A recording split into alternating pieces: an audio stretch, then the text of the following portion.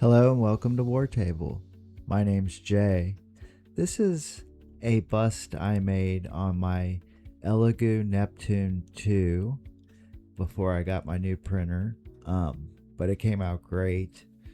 I'm going to be using some white primer. I used some dark gray first, and then I'm doing a zenithal with a white just to give it a little bit more, because I'm going to be using red on it, so it's going to make it pop.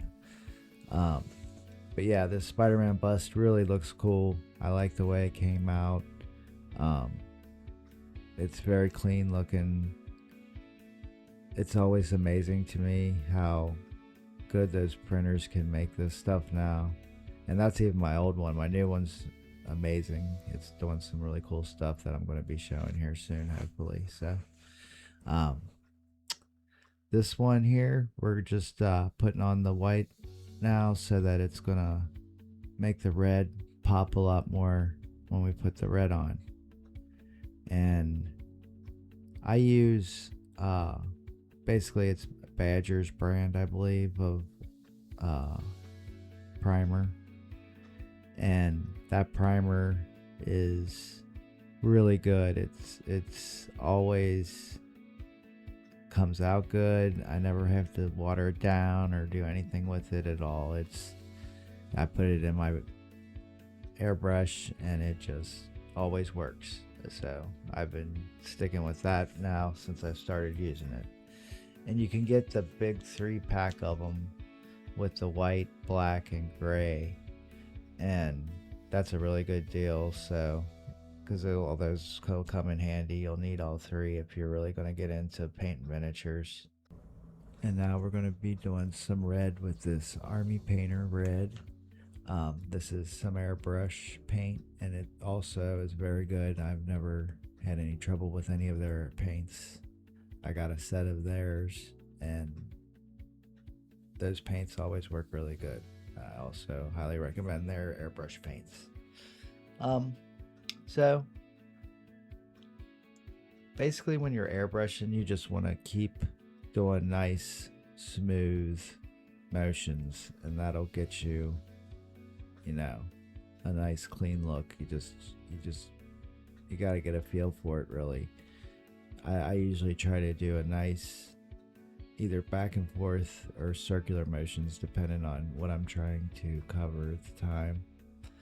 But you just gotta kind of eyeball how much you're getting on there, because you don't want to get it to where if you see it getting too wet looking, that's when you want to stop that area and move on to a new area. You don't want it to start pulling. That can cause some major problems for sure, because it's easier to get it on there than take it off. So just go slow, and see how at the bottom there so you want to definitely move it around so you get the angles you need to get everything covered just right. But that's what you do. You just move around, make sure it's not getting any pools in any area or wet or anything like that. But yeah, let me know if you guys like these busts. This is kind of a little off for my channel. I'm mostly going to be doing conversions and things like that, but this came out so good when I printed it, I had to paint it, and I figured I'd just show it off because it's definitely a cool print. It's free on Thingiverse. Somebody put it up there. I'll link it in my description so that if you would like to print it, you can find it real easy. But it's on Thingiverse. You just have to probably have an account so you can download it, but it's totally free. Nobody's charging or should be charging money for this thing, as far as I know. So we've got our red on there. It's looking pretty good now. Let's go to the next color, which is going to be some white. Now for this one, I'm also going to use that primer for now, just to get that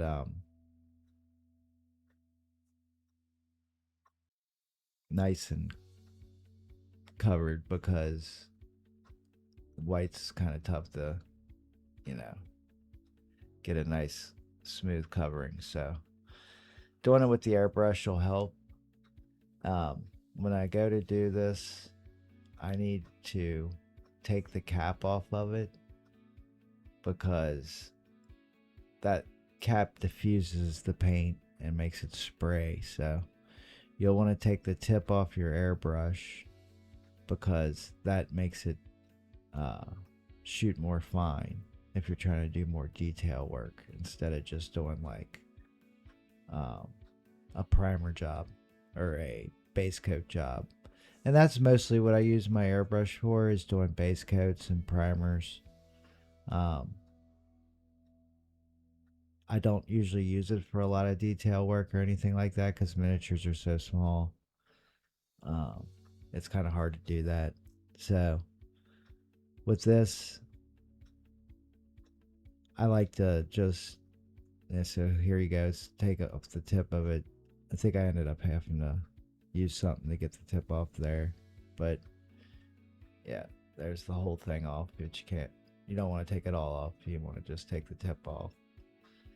So I probably had to go get some pliers and get that tip to twist off of there, if I remember right, so that it's just the very tip there. So yeah, I got it loose, and then yeah, there you go, bam. So that's what you want right there, and you can still see some red on it there, which you can clean off pretty easy just with your finger.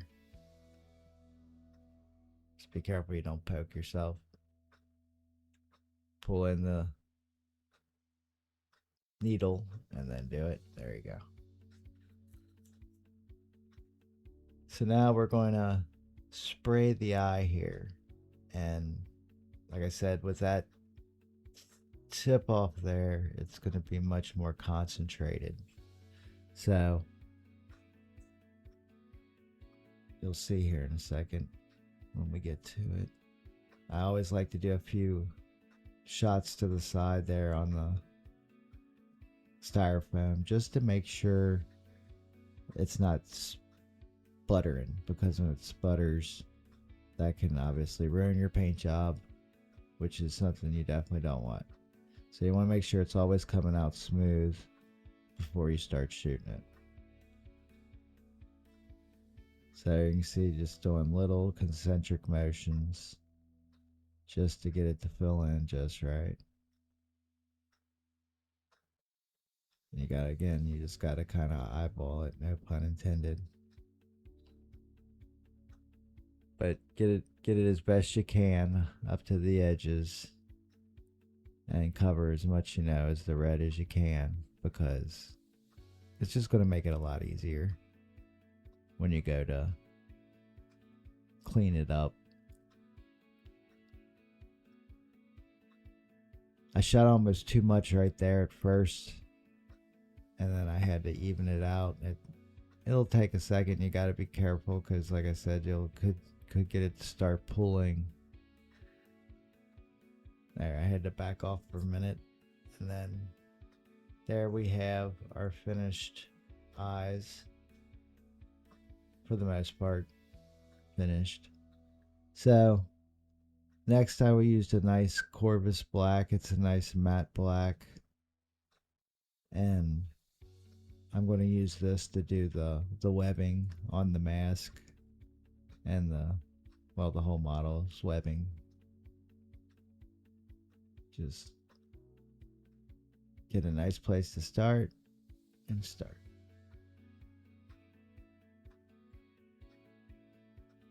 Just trying to keep from getting it on the red. You can always inch over a little more. I just take my time. I get a nice coat started on each piece of the web, so that it'll make it easier in the long run when I go to do the second coat. And you're not going to always get it perfect the first time, that's for sure. So just take your time hit each thing as best you can, because you're not going to get them perfect. You're going to have to probably do at least 2 coats to get it perfect. So just keep moving around. That's all you can really do, and that's your best strategy, because you don't want to let the paint get overworked. You always want to just, especially with brush painting, you just want to get it on there, let it dry so they can dry nice and smooth, and then you do a second coat. So that's how you get the smoothest look, nice and clean look. That's exactly what you're going to want.